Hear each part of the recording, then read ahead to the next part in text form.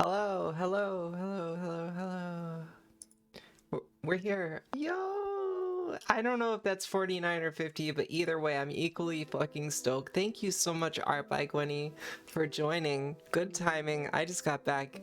You're the best. Thank you. And the fact that you just followed me when I was doing something extremely boring, honestly, which is nothing, technically. The next segment is gonna just be like fucking sick for you. So, I'm just gonna share some more Terrence McKenna, and the next one that I'm gonna share is a fucking gem. It's good. It's fucking good, I'm telling you. This is top quality. Anyways, so we're gonna jump into some Terrence McKenna and Final Fantasy leveling up while I talk about transness. Well, actually, I probably won't talk so much if we're listening to Terrence in this section. But I'm gonna just play a couple clips by Terrence, and I'm gonna start out with a real gem that is from his talk Magic and the Hermetic Tradition. And so we're going pretty far out again. And so I'm a tech Gnostic. And what is Gnosticism? I've talked about it on the stream a lot. And to basically make it brief is that I believe that we all have a direct commune with higher levels of reality and higher beings. And I know that probably is just like literally crazy to many people, and that's fine. I understand. I was a staunch atheist for many years myself, and I completely understand why people just think it's crazy. But you know, something that I've really realized after a lot of like contemplation on both atheism and theism is that whether you're someone who believes in higher powers or not, like both of us at the end of the day have a very core dilemma. And the core dilemma of an atheist is different than a religious person, but it's really fucking hard either way. And if you're an atheist, then there's like kind of a sort of nihilist issue where you have to get over the fact that life is just sort of a blip that has no inherent meaning. And yeah, we can like add meaning to it ourselves, but there really is no greater purpose, and it's very random. It's also very terrifying and scary to be alone in the universe. And I'm not saying that you can't have a happy life and be an atheist. I think that atheists are great, wonderful intellectuals and generally very smart. Generally, atheists are probably smarter because, like, it's rational to not believe in God, in my opinion. And I seriously try to approach these things from as skeptical a view as I can. But anyways, Gnosticism is the belief that rather than having to go through people for spiritual connection, we just all are attuned with the universe, and we all have a very important role to play in the universe. And there's a lot to say about what Gnosticism is. It's been around as it's not even a religion or a faith. Gnosticism is just like a catch-all term for any metaphysical view that you could have commune with higher entities, right? So a lot of different things are considered Gnostic traditions. And the clip I'm about to play is very short. I've been playing lots of long clips. I've been playing like 2-hour long clips. And I don't have that long to like commit to tonight to streaming, unfortunately, even though I wish I could go forever. But also I'm kind of just like gonna cook dinner and intermittently step out, so this is gonna be a shorter clip. This is about 2 minutes, but it's extremely powerful, and I'll talk about it and maybe expand on it after. But I hope you enjoy it, and I'm gonna just like push the game in Final Fantasy a little bit further. We're approaching a part that's really good for leveling up, so we're gonna do that. Oh shoot, I thought I had the video queued up, but I don't. It should only take me a second to get there. I've shown this video to many people. Terrence McKenna, and the talk is called Magic and the Hermetic Tradition. Hermetic Tradition. It's a wonderful talk. The whole thing is 1 hour and 40 minutes long here, as we see. And it might be more than 2 minutes, but it's not long. It's like 2 to 5 minutes at the most. And so I'll paste that in chat just in case you want to check this out on your own time.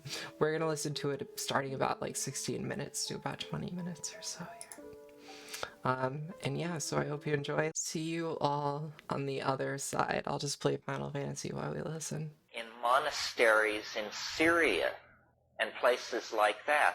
Well, then in the Renaissance, the Council of Florence, under the patronage of the Borgias and people like that, they became there was this great interest suddenly in antiquities, because these Roman statuary and stuff was coming out of the ground. So the Council of Florence commissioned a character named Gemisticus Pletho to go to Syria and bring back these manuscripts, and they established a translation commission. And they had, in manuscript, works of Plato, a whole bunch of ancient, to show you what the psychology of the Renaissance was. Here they had Plato, which they had in Della Ficino. Plato can wait. Translate the Hermetic corpus first. And so this is the part that we were supposed to start at, the Hermetic corpus. What is the Hermetic corpus? You can't do better than read Dame Frances Yates' book, Giordano Bruno and the Hermetic Tradition. This is it, Well, right I want to here. read you some of this stuff, because it's very interesting, and it has a modernity that is astonishing. It's also very psychedelic. Here's a little passage on the imagination. I'm reading from Book 9 of the Corpus Hermeticum in the Scott translation. This is a 4-volume set. I only brought the text and translation volume, but if you read Greek, it's all here. If you don't, it's all here in English. But this will just give you a feeling for the approach. If then you do not make yourself equal to God, you cannot apprehend God, for like is known by like. Leap clear of all that is corporeal, and make yourself to a like expanse with that greatness which is beyond all measure. Rise above all time, and become eternal. Then you will apprehend God. Think that for you too nothing is impossible. Deem that you too are immortal, and that you are able to grasp all things in your thought, to know every craft and every science. Find your home in the haunts of every living creature. Make yourself higher than all heights and lower than all depths. Bring together in yourself all opposites of quality, heat and cold, dryness and fluidity. Think that you are everywhere at once, on land, at sea, in heaven. Think that you are not yet begotten, that you are in the womb, that you are young, that you are old, that you have died, that you are in the world beyond the grave. Grasp in your thought all this at once, all times and places, all substances and qualities and magnitudes together. Then you can apprehend God. But if you shut up your soul in your body and abase yourself and say, I know nothing, I can do nothing, I am afraid of earth and sea, I cannot mount to heaven, I know not what I was, nor what I shall be, then what have you to do with God? Your thought can grasp in good if you cleave to the body and are evil. Interesting. Very different from the humble yourself, hard labor, spun wool and watery beer approach of medieval Christianity. Here's an amazing passage. People like to think people thought the world was flat until the Renaissance. This is an incredible psychedelic image of outer space that is 2nd century AD. Would that it were possible for you to grow wings and soar into the air. Poised between earth and heaven, you might see the solid earth, the fluid sea and the streaming rivers, the wandering air, the penetrating fire, the courses of the stars, and the swiftness of the movement with which heaven encompasses all.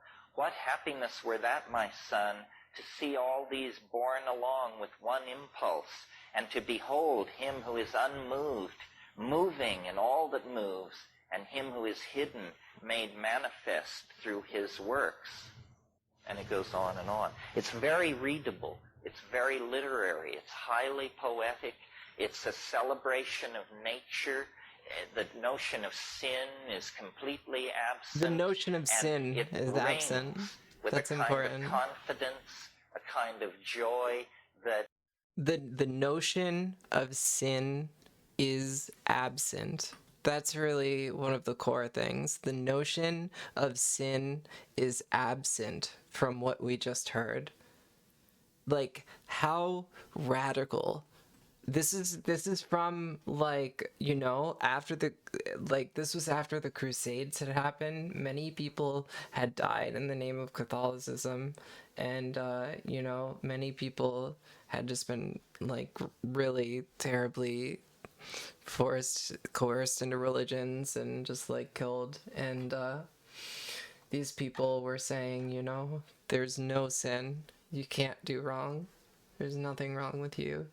And the most empowering, like, movement towards the human potential, especially in such, like, a regressive time in history.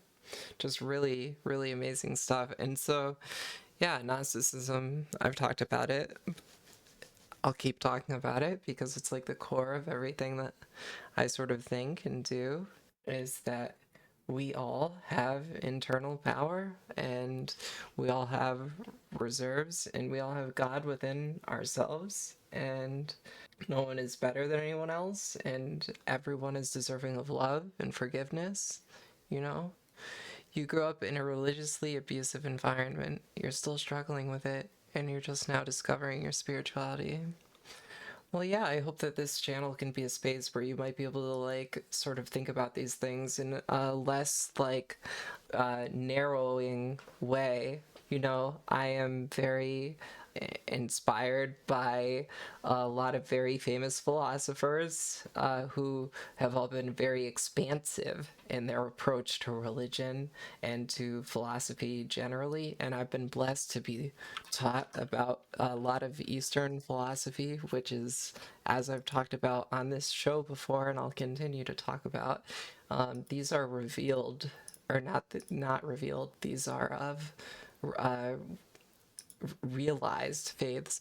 And so I'm going to share this again one more time here. If you go to the Discord that I am linking right here, you can actually look at the PowerPoint that I have here, and the PowerPoint is going to be, like, really growing in time, but this is something that healed a lot of religious trauma for me, and it's something that I wish everybody in the world could know. Is that there's a difference between a revealed and a realized faith. And a revealed faith is what most people are familiar with. A revealed faith is when a figurehead, a person, a human being, so specifically this person is not divine in origin. They're just a fucking human, just like us, just regular people. And so this is a revealed faith. This is what most things are. This is what Christianity is. This is like our Western sin culture. A human being lays out rules or laws, and in other words, how we should act. You could also refer to that in philosophy as ethics. Ethics is how we should act in relation to what we know. So they are laying out rules or ethics for us, and they're laying out a metaphysics, which is the context for our actions. What exists in the universe? How is the universe existing? And they are revealing that to us because they are what we call, if we go back to this page, they are Gnostic intermediaries. A faith leader is someone whom you must commune through in order to reach God. Gnostics, and again, Gnostic is very non-denominational. There are many different types of Gnosticism that have existed all throughout history. I personally represent a new school of sort of religious thought, and I am a tech Gnostic. I believe that technology is like an extension of the divine, and I think that there's a divine purpose to humanity and to technology. And that's what I hope to sort of express on this show, is my own perspective on the human ethos and telos. And this PowerPoint lays it all out, and it's just going to be growing kind of here, but if you go to the Discord that I linked earlier, you'll see the times that I stream, and you'll get all the music on the show, and you can also get this PowerPoint, and I'll also put up other like resources like the talks.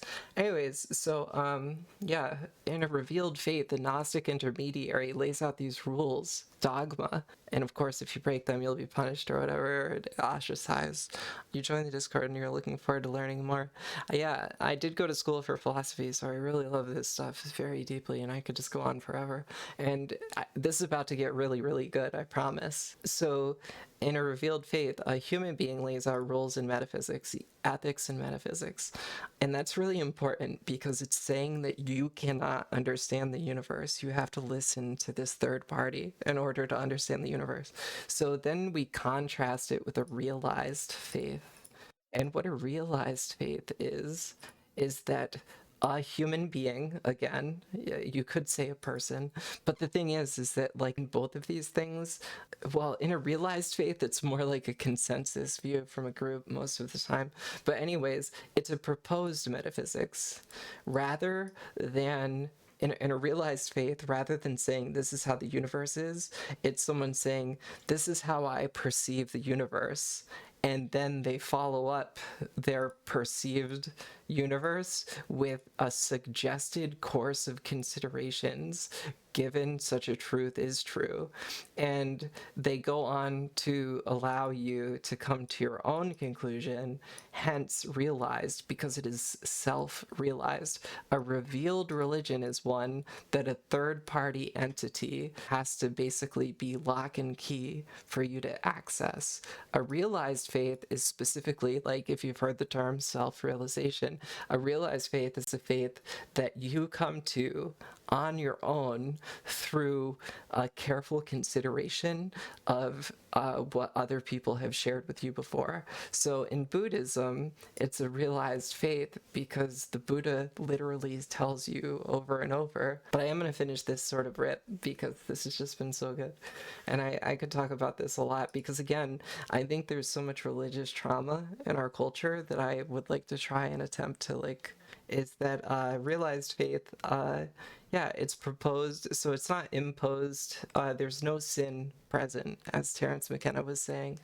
Realized religions are very low-key and aren't going to sort of impose their faith on you because there's almost a level of like skepticism already. Well, there's not skepticism because they believe their views, but they want you to come to these conclusions on your own. That's the core part of it, and that's a core part of Gnosticism for me. And you know what? I think that we will just continue listening to this Terence McKenna talk because it is one of my favorite ones. So I'll go back, and I'll be right back in one moment. Here's to me, a psychedelic passage. But he who presents all things to us through our senses, and thereby manifests himself through all things and in all things, and especially to those to whom he wills to manifest himself. Begin then, my son Tat, with a prayer to the Lord and Father, who alone is good. Pray that you may find favor with him, and that one ray of him, if only one, may flash into your mind, so that you may have power to grasp in thought that mighty being. For thought alone can see that which is hidden, inasmuch as thought itself is hidden from sight. And if even the thought which is within you is hidden from your sight, how can he, being in himself, be manifest to you through your bodily eyes? But if you have power to see with the eyes of the mind, then, my son, he will manifest himself to you. For the Lord manifests himself ungrudgingly through all the universe, and you can behold God's image with your eyes and lay hold on it with your hands. If you wish to see him, think on the sun, think on the course of the moon, think on the order of the stars. Who is it that maintains that order? The sun is the greatest of the gods in heaven. To him as to their king and overlord, and all the kings of heaven yield place. And yet this mighty God, greater than earth and sea, submits to having smaller stars circling above him. Who is it then, my son, that he always obeys with reverence and awe? Each of these stars, too, is confined by measured limits. and has an appointed space to range in. Why do not all the stars in heaven run like and equal courses? Who is it that is assigned to each its place and marked out for each the extent of its course? And so forth. So it's a nature-oriented, It's so good. celebratory. It glories in the exercise of the mind. It is not doctrinal.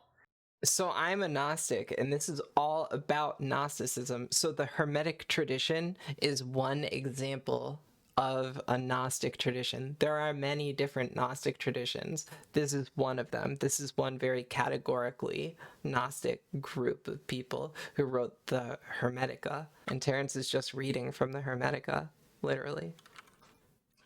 It is not pietistic. It is magical, psychedelic, expansive, and I'm not implying that they used psychedelic substances. The evidence for that is incredibly murky and hard to get at, and probably they didn't. I mean, one of the real tragedies of Western history is that Western Europe is so poor in psychoactive plants.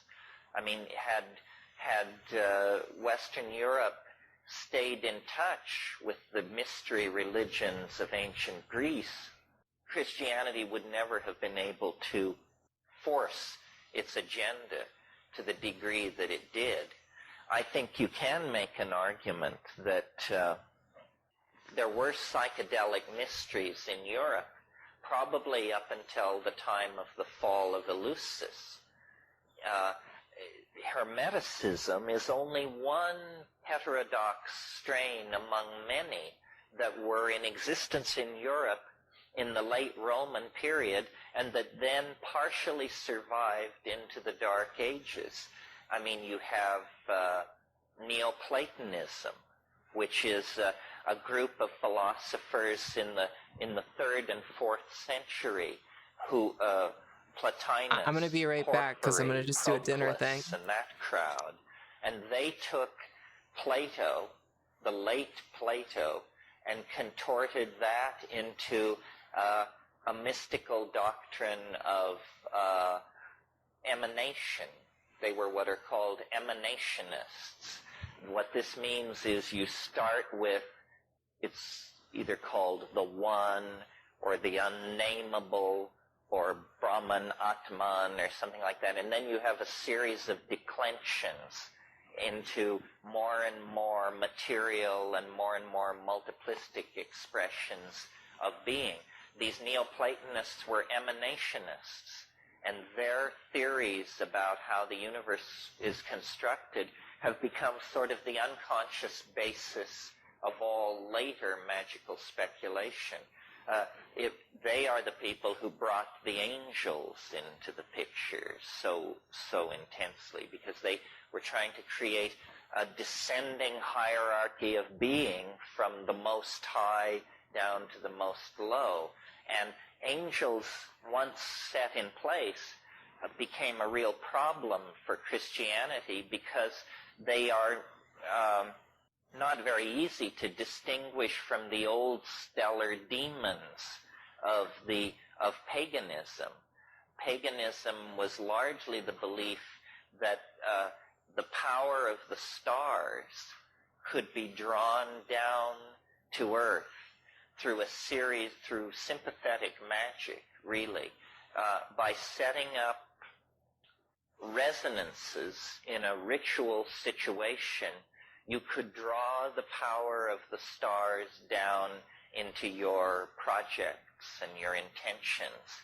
And the late Middle Ages was a period of intensely working out all the associations between minerals, colors, perfumes, plants, musical notes and styles, so that you could then bring together all these things for purposes of magical evocation.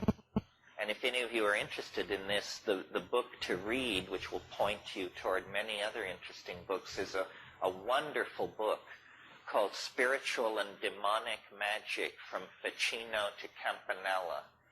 Some of you may remember Campanella, hell of a fighter. Anyway, hello? And in the Renaissance, over a period of about 3 generations, this became a real problem, because what starts out as angel magic ends up as out-and-out demonic conjuration. Something which I've noticed my 14-year-old son has an incredibly unhealthy interest in, which I did as well at his age. I hope it's not the family curse coming back. So I mentioned the dating error. It was Lactantius, was one of the fathers of the early church, one of the patristic writers. That's that generation of theologians that followed Christ, who canonized the Christian religion. And he placed Hermes Trismegistus as older than Moses, older than Pythagoras, older than Plato. And then it wasn't until Marie Casaubon corrected that problem. See, we forget how the really transformative breakthrough that was represented for Western Europe by the recovery of all of this ancient literature. It had been completely lost. And also a misimpression that probably needs correcting is, I think most people who are not schooled in Western history think that the further back in time, the more quote-unquote superstitious people were. This isn't actually the case. It isn't a case of the further back in time you go, the more belief in demons, magical conjuration, and stuff like that you get. The 10th, 11th, and 12th centuries in Europe were periods of remarkable piety and intellectual cohesion. Of course, it was also some kind of a fascist nightmare. That's how they achieved it. They had stamped out paganism. They had pushed heresy and heterodox thinking to the very distant frontiers of the empire, of the Holy Roman Empire. And people were not superstitious, and people were not obsessed with horoscopes and conjuration and this sort of thing. Where that all began was, or where it reached its culmination, is in the 16th century. The 16th century, the 1500s, it was the most magical, obsessed century in the last 10. And alchemy and conjuration and talismanic magic and sympathetic magic, all of these things flourished really not as a throwback, but as a kind of prelude to modern science. Modern science is an incredibly demonic enterprise. And we will see, as we discuss this stuff, that in a curious and rarely discussed way, the program, the agenda of magical dissidents in Europe have been entirely achieved by the forces of what we call modernity. It's simply that it has been done in an entirely secular Oh my God, I just wiped that, dude. If you take even the trivial belief about alchemists, that they were concerned with changing lead into gold. Of course, that isn't what it was about, but there were plenty of con artists just trying to get to the same point, running around on the periphery of these deeper scenes who were claiming they could change lead into gold. Well, in the 20th century, we routinely change lead to gold. Bro, you do it with neutron bombardment in particle accelerators. And of course, it costs far more to do it than the worth of the gold that you get out. Okay, we're gonna save. But that really wasn't the point, was it? It was to prove that it could be done. The dreams of creating the homunculus are dreams that dovetail Easy directly clap. into It the was in that aspirations case, of yeah. modern 4.5K. biology, genetics, Totally. so forth and so on. We are going to close out of The FF9. great chain of being. We're going to stop this and we're going to go to Twitch so that we can preview whatever stream we're going to enter.